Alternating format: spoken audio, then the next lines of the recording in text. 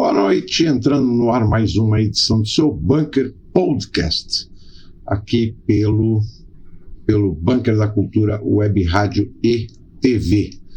Agora estamos com a Web Rádio e a Web TV atuando com servidores próprios independentes, e aí a gente tem muito mais liberdade para falar e para exibir o que grande parte da mídia nem comenta, nem mostra. Mas vamos lá às nossas pautas de hoje. Deixa eu ver onde é que eu coloquei aqui. Aqui. Uma notícia que eu vi hoje, intitulada QI no ralo. Durante décadas, pesquisadores observaram um aumento gradual nas pontuações de testes de inteligência, fenômeno conhecido como efeito Flynn. No entanto, um estudo realizado com quase 400 mil adultos nos Estados Unidos identificou uma queda em habilidades como raciocínio verbal, matemático e abstrato. Apesar da repercussão, os pesquisadores destacam que isso não significa necessariamente que as pessoas estejam ficando menos inteligentes. A pesquisa também registrou melhora em habilidades espaciais e aponta que diversos fatores, como mudanças na educação, no estilo de vida e no uso da tecnologia, podem influenciar os resultados. Até o momento, não há uma pesquisa de grande escala no Brasil que comprove uma redução do QI da população semelhante à analisada nos Estados Unidos. O tema continua sendo debatido pela comunidade científica e os especialistas ressaltam que inteligência é um conceito complexo que não pode ser resumido apenas à pontuação de testes de QI. Mas independente dos números, ou se os números são suficientes para afirmar que a população está ficando menos inteligente, o que se pode observar é que as mudanças na educação, no modelo familiar e o uso exacerbado da tecnologia podem e muito influenciar e ajudar a reduzir o grau de inteligência das pessoas. Uma outra notícia que me chamou bastante atenção diz o seguinte: farmar aura ou estudar? Enquanto no Brasil a tendência de jovens reunidos em praças é para farmar aura, viralizando nas redes sociais, uma escola nos Estados Unidos chama atenção por seguir um caminho completamente oposto. Localizada em Nova York, a Founders School foi criada com a proposta de formar futuros empreendedores ainda durante o ensino médio. A instituição ganhou repercussão internacional por oferecer um modelo de ensino voltado à criação e administração de empresas, inovação e desenvolvimento de negócios desde cedo. O objetivo é que os alunos saiam da escola preparados para empreender, em vez de seguir exclusivamente o caminho tradicional rumo ao mercado de trabalho. A proposta tem despertado debates nas redes sociais, com internautas comparando diferentes modelos de educação e discutindo como cada país incentiva seus jovens a desenvolver habilidades para o futuro.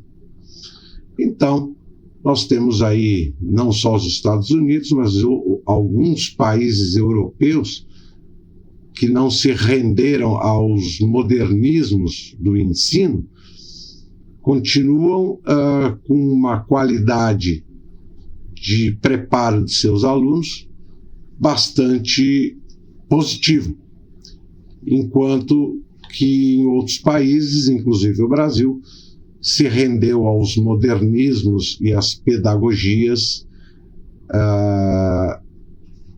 implantadas por um grupo de intelectuais de esquerda, e o resultado a gente vê no Brasil já há mais de 10, 12 anos, que o nível do nosso ensino é catastrófico. Mas diante desse modelo de sociedade onde uns promovem progresso e outros parece que fazem questão que a população fique cada vez mais emburrecida, nós não temos apenas a questão da baixa inteligência ou do baixo desenvolvimento intelectual das pessoas. Nós temos um outro fenômeno que vem se desenvolvendo dentro da sociedade, chamado o fenômeno do vitimismo.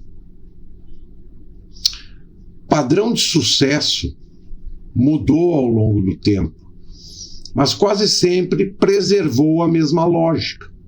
Pessoas bem-sucedidas são aquelas que conseguem se destacar do meio comum. Algumas realmente constroem algo relevante, alcançam prestígio, riqueza, influência. Outras pessoas ocupam esse lugar dentro de uma fantasia coletiva. Ainda assim, os demais observam, copiam seus comportamentos e reproduzem os arquétipos associados àquilo que a sociedade decidiu chamar de sucesso. O curioso é que na era moderna não basta ter sucesso. Também é necessário parecer humilde, sensível, consciente e próximo das dificuldades. Os conceitos são progressivamente esgarçados até poderem assumir qualquer significado conveniente. Humildade pode ser exibida diante de uma câmera, sofrendo pode ser transformado em conteúdo e virtude, pode ser fabricada por meio de uma boa estratégia de imagem. Entre todas essas transformações, talvez nenhuma seja tão significativa quanto o livre uso da palavra vítima. No passado, uma vítima era alguém que claramente havia sofrido uma injustiça, uma agressão física, um roubo, uma violência grave ou a perda de alguém em circunstâncias brutais. Mesmo as pessoas que realmente passavam por experiências desse tipo, muitas vezes não gostavam de ser reduzidas à condição de vítima. A palavra carregava uma ideia de incapacidade, fragilidade e dependência. Ser reconhecido apenas pelo que fizeram contra você significava permitir que sua identidade fosse definida pela violência sofrida. Ninguém queria viver permanentemente associado a isso. Mas o mundo moderno traria uma surpresa: a revolução do vitimismo. A vítima deixou de representar apenas alguém que sofreu um dano e passou a ocupar um elevado padrão moral. Ganhou status de soberana na sociedade, conquistou lugar de fala, tornou-se referência pública e passou a ser tratada como alguém cuja experiência não poderia ser questionada. Como tudo aquilo que recebe prestígio tende a ser imitado, nasceu o vitimista, aquele que não apenas foi vítima de alguma coisa, mas que passa a viver de ser vítima. Dentro dos novos padrões impostos pela sociedade brasileira e, quiçá, mundial, qualquer pessoa que queira se destacar não pode ser apenas rica, bonita, talentosa ou admirada. Ela também precisa demonstrar que foi vítima de alguma coisa. E se conseguir ser vítima de várias coisas ao mesmo tempo, melhor ainda. A condição de vítima tornou-se uma espécie de certificado moral, uma garantia de legitimidade diante do público. Se alguém se envolve em uma briga, já não basta explicar o que aconteceu. É mais eficiente afirmar que apanhou por algum tipo de discriminação. Se alguém grita com você, surge uma maravilhosa oportunidade de gravar um vídeo, chorar diante da câmera e mostrar às redes sociais o peso da sua existência. O importante não é compreender os fatos, mas engajar a falsa compaixão que movimenta tantos feeds nas redes sociais. Quanto mais indignação, sofrimento e revolta forem produzidos, maior será a atenção recebida. Não importa que seja falso, não importa que seja fantasia. Você pode estar literalmente muito bem de vida, mas nas redes sociais precisa chorar. Ninguém quer acompanhar apenas mais um rico exibindo luxo, viagens e um rosto transformado por cirurgias. As pessoas também querem se alimentar da miséria, do medo, da sensação de pertencimento a grupos identitários e ideológicos. O sofrimento se tornou uma forma de entretenimento, desde que seja apresentado com a estética correta e com uma narrativa capaz de despertar indignação. Você pode ter enriquecido com dinheiro sujo, e pouca gente se importará. Seu rosto pode estar desfigurado por procedimentos estéticos, mas todos dirão que está lindo. Você pode nunca ter passado por qualquer necessidade real relacionada à cor, ao sexo ou à violência. Ainda assim, poderá aparecer nas redes sociais para explicar o peso insuportável de viver em uma sociedade opressora e preconceituosa. A experiência concreta se tornou menos importante do que a capacidade de representar corretamente o papel esperado. Quando a fantasia tomou o lugar da realidade? Boa pergunta. Em que momento tantas pessoas decidiram abrir mão da própria capacidade de pensar para simplesmente reproduzir o comportamento do grupo? A sociedade passou a agir como um cardume ou uma manada. Todos correm, param, mudam de direção porque viram outro igual fazendo a mesma coisa. Poucos sabem para onde estão indo. Menos ainda sabem por que começaram a correr. A única certeza é que ninguém quer permanecer sozinho quando todos os outros parecem caminhar na mesma direção. O maior problema, porém, não está apenas naqueles que trocaram a realidade por uma fantasia deturpada. O problema maior é que essas pessoas se multiplicaram, conquistaram lugares de poder e passaram a impor a sua percepção aos demais. Já não se limitam a viver dentro de uma narrativa particular. Querem que todos participem dela, aceitem suas regras e reconheçam como verdade aquilo que muitas vezes nasceu apenas de uma mera sensação. Sentimentos se tornaram mais importantes do que fatos e lógica. Sentir-se ofendido passou a funcionar como o melhor argumento ou argumento suficiente para estar certo. A ofensa deixou de ser uma reação subjetiva e tornou-se base para movimentações estatais, criação de leis, censura, perseguição. Basta alguém alegar que se sentiu atingido para que surja imediatamente a exigência de punição contra quem falou, escreveu ou simplesmente se recusou a repetir o discurso esperado. Os vitimistas passaram a construir direitos civis em cima das suas próprias ideias sobre quem deve ou não ser considerado vítima. usam suas mentes vazias e constantemente ofendidas como fundamento para movimentos que, em nome da proteção, defendem a perda das liberdades individuais. A lógica é sempre a mesma. Como alguém se sentiu ferido, outra pessoa precisa ser calada. Ora, por que eu devo ser responsabilizado simplesmente porque você se ofende? Eu posso lhe desejar um bom dia e você pode interpretar isso de maneira negativa. Essa interpretação lhe dá o direito de me calar?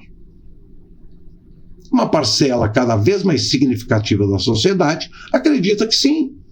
Trata-se de uma parcela que jogou fora qualquer reação autêntica de si mesma para fazer parte de uma massa incapaz de lidar com a realidade, com opiniões diferentes e, principalmente, consigo próprio. Ninguém merece alguma coisa apenas porque nasceu preto ou branco. O que uma pessoa merece deve estar relacionado ao seu comportamento, às suas atitudes e àquilo que construiu ao longo da vida. Da mesma forma, ninguém deveria ser tratado de maneira diferente simplesmente porque nasceu homem ou mulher. As pessoas devem ser avaliadas por suas escolhas e não por características que nunca escolheram possuir. Também não há mérito automático em se orgulhar de ter nascido preto, branco, homem ou mulher. Ninguém realizou qualquer esforço para nascer com determinada cor ou determinado sexo. O orgulho deveria surgir das coisas que alguém fez, dos obstáculos que enfrentou, da maneira como tratou os outros e daquilo que foi capaz de construir durante a vida. Há quem nasça pobre, em um lugar ruim, cercado por limitações, e ainda assim transforme a própria vida de maneira digna, mesmo que continue vivendo de forma simples. E há quem utilize cada dificuldade como desculpa para se tornar irresponsável, cruel ou desonesto. As condições iniciais são diferentes. As oportunidades não são distribuídas igualmente e a vida pode ser profundamente injusta. Reconhecer isso, porém, não significa retirar completamente das pessoas a responsabilidade pelas próprias escolhas. É justamente nesse ponto que o vitimismo se torna tão perigoso. Ele não se limita a reconhecer que alguém sofreu uma injustiça. Ele transforma essa injustiça em identidade, autoridade moral e justificativa permanente. A pessoa deixa de dizer isso aconteceu comigo e passa a dizer isso define quem eu sou e explica tudo o que faço. A dor deixa de ser uma experiência que precisa ser superada e se torna um patrimônio que não pode ser abandonado, porque é dela que vem a atenção e o pertencimento e o poder. O vitimista não deseja necessariamente que o sofrimento termine. Muitas vezes precisa que ele continue existindo, ao menos como narrativa. Sem a condição de vítima, perde o argumento, o reconhecimento e a posição moral que conquistou. Por isso, qualquer questionamento é interpretado como violência, qualquer discordância como opressão e qualquer exigência de responsabilidade como falta de empatia. A revolução do vitimismo não ensinou apenas as pessoas a denunciarem injustiças reais. Ela também ensinou que parecer ferido pode ser mais vantajoso do que demonstrar força, que sentir-se ofendido pode ser mais eficiente do que apresentar argumentos e que pertencer a uma categoria de vítima pode conceder mais prestígio do que aquilo que alguém realizou durante a vida. Assim, a vítima deixou de ser apenas alguém que sofreu alguma coisa, tornou-se um modelo social, a ser imitado, uma posição desejada e, em alguns casos, uma profissão moral. Quanto maior a dor exibida, maior a autoridade reivindicada. Quanto maior a ofensa alegada, menor a necessidade de provar qualquer coisa. No fim, o vitimismo oferece uma saída confortável. Se tudo que sou é consequência do que fizeram comigo, então nada do que faço é verdadeiramente minha responsabilidade. Meus fracassos pertencem à sociedade, meus erros pertencem ao preconceito e minhas escolhas pertencem às circunstâncias. Mas uma sociedade que transforma todos em vítimas acaba formando indivíduos incapazes de assumir a própria vida. E talvez essa seja a maior vitória da revolução do vitimismo: convencer as pessoas de que abrir mão da responsabilidade é uma forma de libertação, quando, na verdade, é apenas outra forma de dependência. Se pararmos de olharmos ao nosso redor, encontraremos N pessoas que participam do grupo da revolução vitimista. Uma pena. Uma pena. É uma realidade que pode ser mudada, mas a longuíssimo prazo e com uma puxada de freio generalizada, com uma ruptura de certas regras, certas leis e certos comportamentos que foram normalizados. Mas isso aí, infelizmente, só o tempo vai poder nos mostrar se a sociedade vai acordar para voltar a ser uma sociedade normal ou se ela vai, ad eterno, alimentar essa revolução vitimista. Já há alguns anos surgiram aqui no Brasil alguns comentários sobre movimentos separatistas. O estado do Pará, o estado da Bahia, o estado de Pernambuco, a região Nordeste. Houve um burburinho sobre a criação de movimentos separatistas, a formação de novos países nesses estados ou nessa região. Mas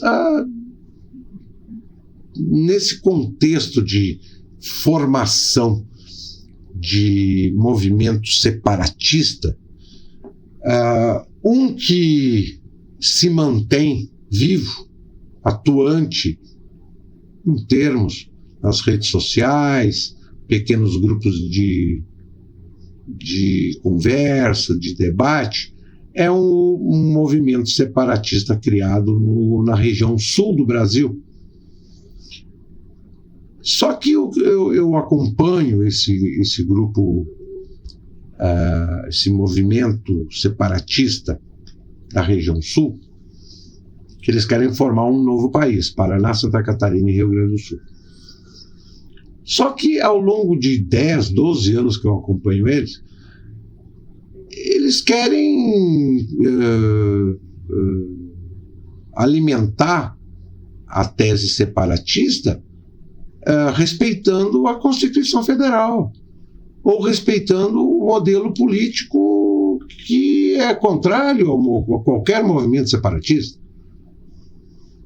E as pessoas se iludem por falta de conhecimento, por falta de deixa eu pesquisar mais a fundo o assunto, eu quero participar de um movimento separatista.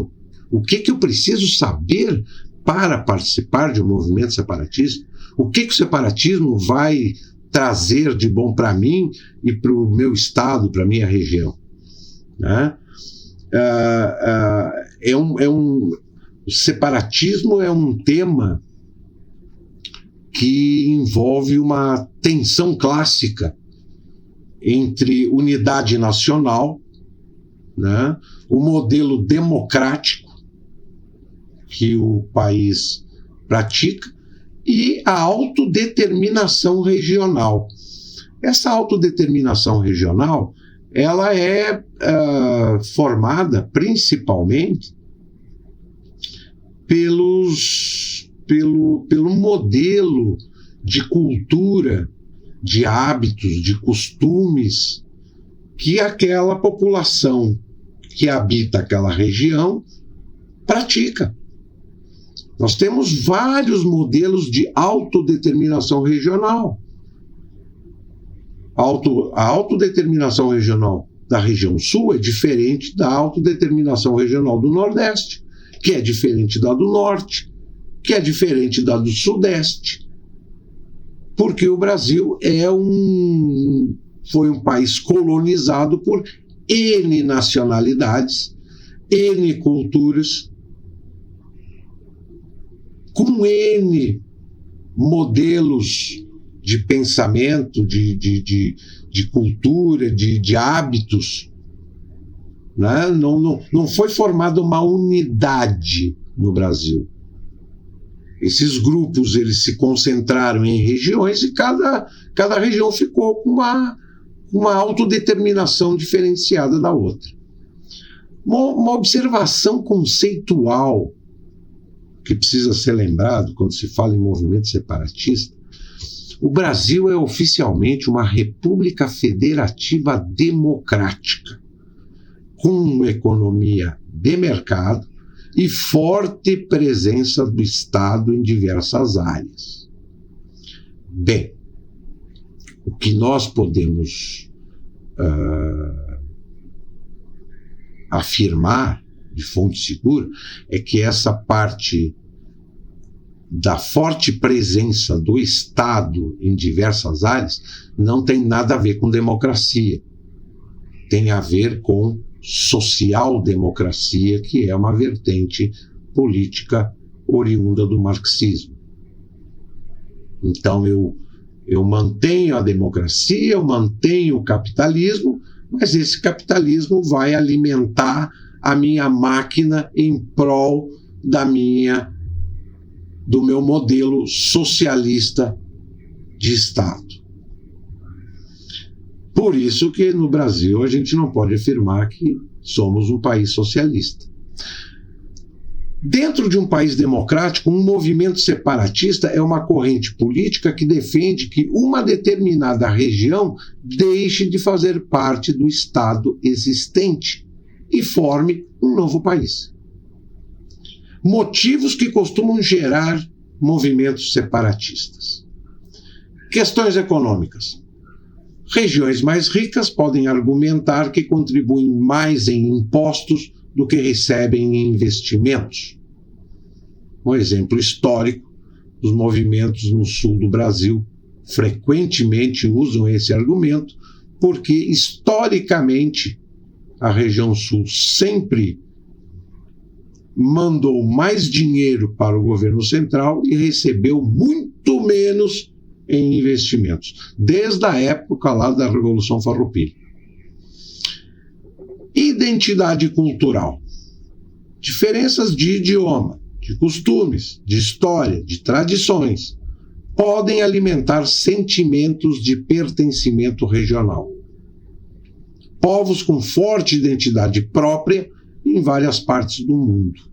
É o caso dos italianos, dos japoneses, dos alemães, dos portugueses, dos espanhóis, dos árabes. Insatisfação política. Grupos podem acreditar que o governo central não representa seus interesses.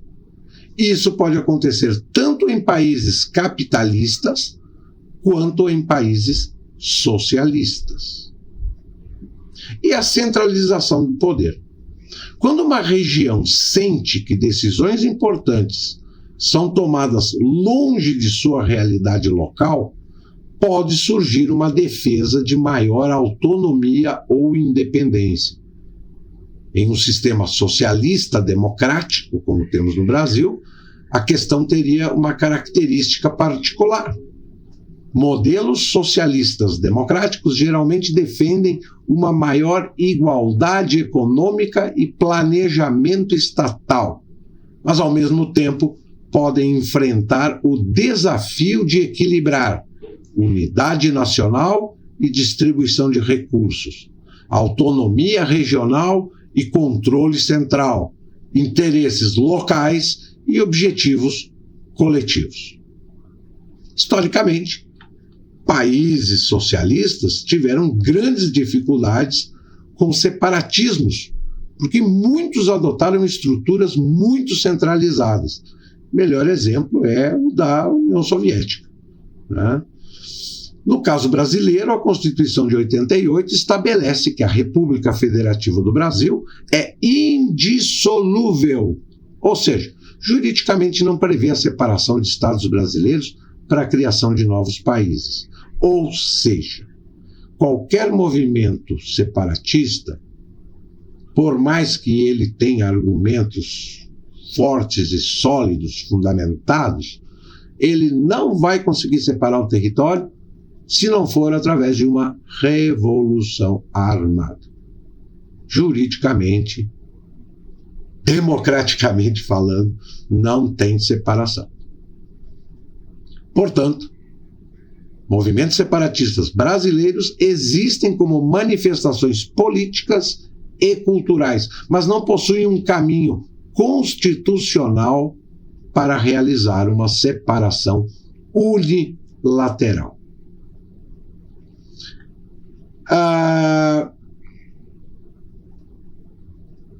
Para resumir, pode-se fazer plebiscitos, pode-se fazer manifestações, pode-se fazer debates, mas o objetivo de qualquer movimento separatista, ele emperra na frase da nossa Constituição, que diz que a República Federativa é indissolúvel. A nossa República Federativa, na verdade, ela é uma República Federativa praticada às avessas, porque o modelo federalista, ele requer que a maior parte da riqueza fique aonde ela é produzida, ou seja, no município. O município vai repassar um percentual para o governo estadual, e o governo estadual vai remeter uma outra pequena parcela para o governo central. É assim que funciona a República Federativa. Só que, como a nossa República Federativa ela é praticada às avessas, e o modelo de democracia socialista requer centralização de poder, o nosso federalismo ele é ao contrário. O município produz a riqueza, manda a maior parte para o governo central, uma outra pequena parte para o governo do estado e fica com uma tigelinha. E o poder central sai distribuindo a riqueza para quem ele quiser, do jeito que quiser, a hora que quiser. E aí, os municípios, a sociedade fica refém dessa política democrática socialista, onde a política virou profissão e o político ele galga uma carreira política a longo prazo distribuindo dinheirinho para as prefeituras. Dinheirinho esse que não deveria ter ido para o governo central, mas sim ficado no município para investimento aonde a riqueza foi produzida. Pouca gente fala a respeito do modelo federativo brasileiro. Fala-se muito de comunismo, de socialismo, democracia, não, mas o modelo que nós temos de federalismo alimenta o pior tipo de política. Primeiro, porque é uma política que centraliza todos os recursos do país na mão de poucos para eles fazer o que bem entender.